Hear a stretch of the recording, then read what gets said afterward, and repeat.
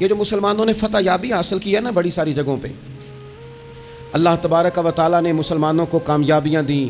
مسلمان اپنی تعداد کی قلت کے باوجود، اسلحے کی قلت کے باوجود بڑی جگہوں پہ کامیاب رہے.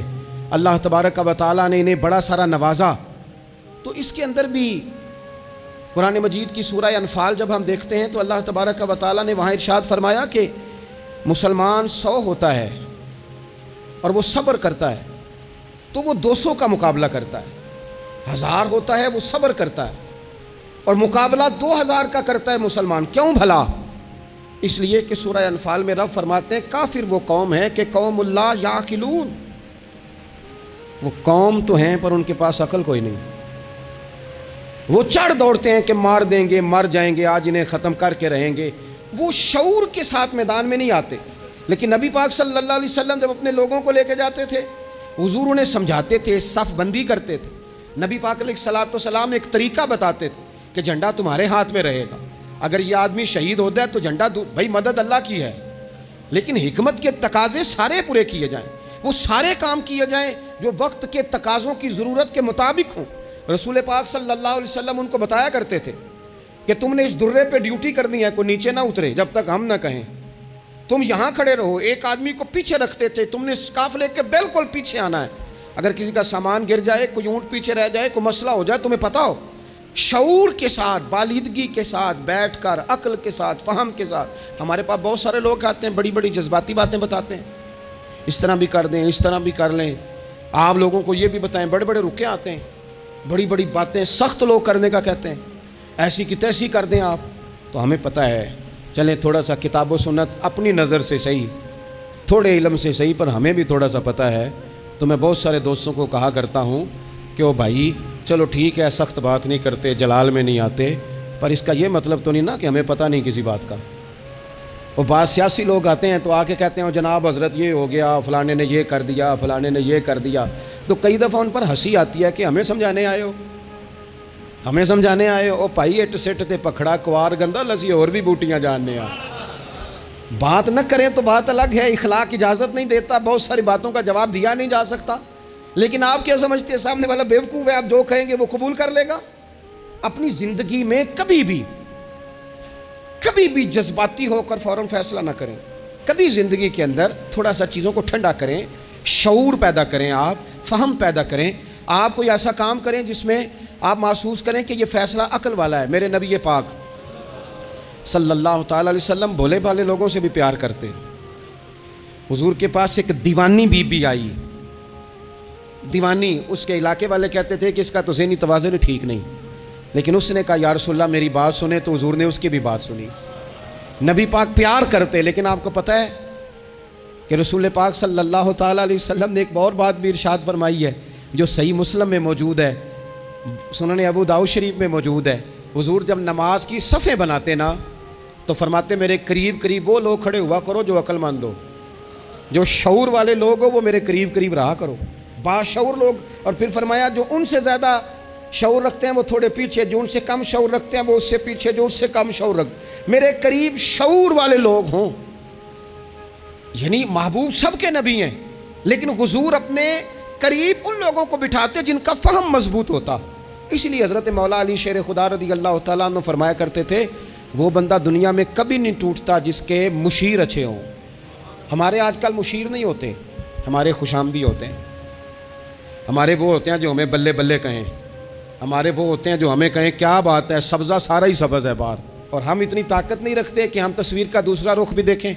تو اللہ کے رسول نے شعور کو سپورٹ کیا، عقل کو سپورٹ کیا، فہم و فراست کو سپورٹ کیا. فرمایا میرے قریب قریب. دیکھیں نا علماء نے ایک معنی یہ بھی اس کا بیان کیا ہے کہ جب کوئی باشعور آدمی قریب ہوتا ہے تو نماز میں کبھی لقمہ دینا پڑ جاتا ہے، کبھی بتانا پڑ جاتا ہے، کبھی کسی وقت امام کا وضو ٹوٹتا ہے اسے پیچھے جانا پڑ جاتا ہے. تو باشعور لوگ ہوں گے جب قریب تو حالات اور ہوں گے. اللہ کے رسول صلی اللہ تعالیٰ علیہ وسلم باشعور لوگوں کو قریب رکھتے، شعور کی بات آگے پھیلاتے. میں بڑے عرصے سے یہ بات کر رہا ہوں، آج پھر کرتا ہوں. دینی ماحول کے اندر باشعور لوگوں کی بڑی ضرورت ہے، بصیرت افروز لوگوں کی بڑی ضرورت ہے، جن کے حافظے قوی ہوں ان کی بڑی ضرورت ہے.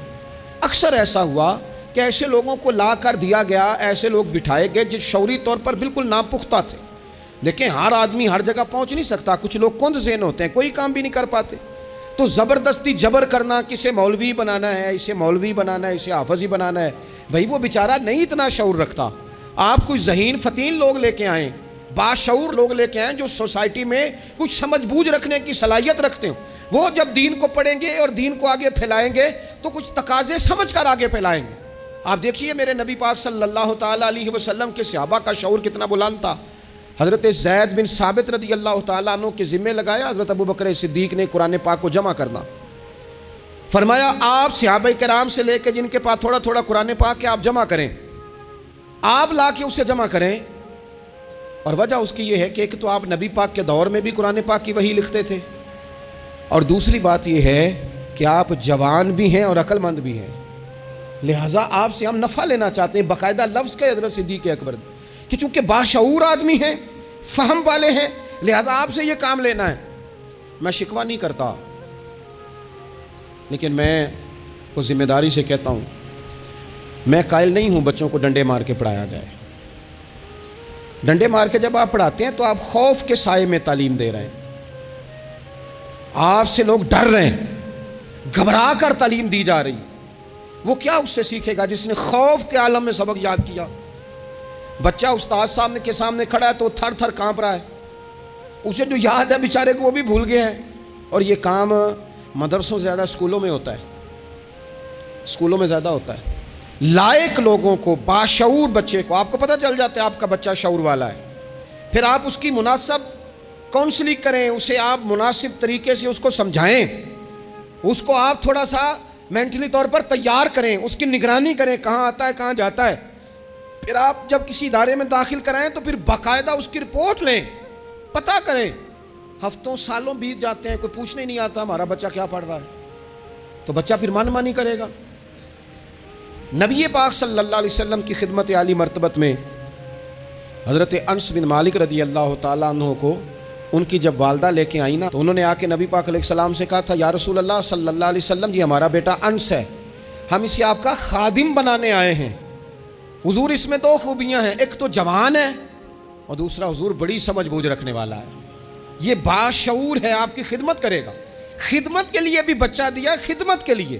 حضرت انس بن مالک حضور کی خدمت کرتے رہے، ڈیوٹی کرتے تھے، وہ نبی پاک کے گھر میں چھوٹے تھے، کام کاج کرتے تھے، حضور کسی کو بلانے بھیج دیتے، ازواج مطہرات کوئی کام کر دیتی، فرماتے میں آیا تو تھا خدمت کرنے، لیکن باشعور تھا، فہم والا تھا، کام بھی کرتا رہتا اور مدینے والے کی حدیثیں بھی یاد کرتا رہتا۔ سینکڑوں حدیثوں کا خزانہ حضرت انس بن مالک نے امت کو دیا ہے۔ وہ کام کرتے تھے لیکن باشعور تھے نا، تو اپنے شعور کی بلندی کی بنیاد پر کام کرتے کرتے انہوں نے دین سیکھ لیا اور سیکھ کر امت کو اتنا بڑا خزانہ دیا۔ لیکن اگر آپ جاہل آدمی لے آئیں، وہ جھڈ آدمی لے آئیں جس کا ذہن بالکل بند ہے، اس کو آپ لا کے بٹھا دیں تو سند کئی دفعہ میلی جاتی ہے۔ اعلیٰ حضرت بریلوی سے کسی نے کہا تھا عالم کے لیے سند ضروری ہے، فرمایا نہیں، عالم کے لیے علم ضروری ہے۔ فرمانے لگے سند یافتہ تو جاہل بھی کئی دیکھے۔ تو باشعور بنے اپنی زندگی میں، علم کے ساتھ، بردباری کے ساتھ، معاملہ فہمی کے ساتھ اپنی زندگی میں آگے بڑھیں، جذباتی فیصلے نہ کریں۔